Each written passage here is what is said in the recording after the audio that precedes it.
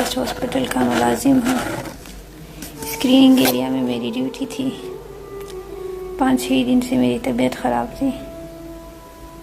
मैंने अपने nursing manager साहिबा को इन्फॉर्म किया। उसने अनपेड लीव लेकर घर जाने को कहा। हॉस्पिटल के सीईओ साहब के पास गई हूँ।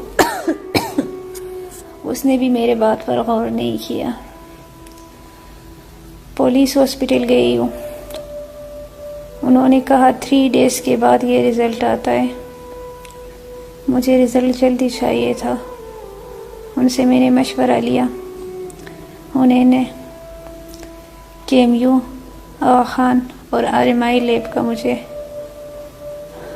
मशवरा दिया। नर्सिंग मैनेजर साहिबा को मैंने कॉल की। उसने भी मेरे बात पर गौर नहीं किया और टैक्सी पकड़कर HMC जाने का हुक्म दिया। मेरे बहुत शोर मचाने के बाद उसने हॉस्पिटल के एम्बुलेंस में ड्राइवर के साथ HMC मुझे भेज दिया। इधर आकर अपनी एडमिशन करवाई और ज़ेरे इलाज हूँ।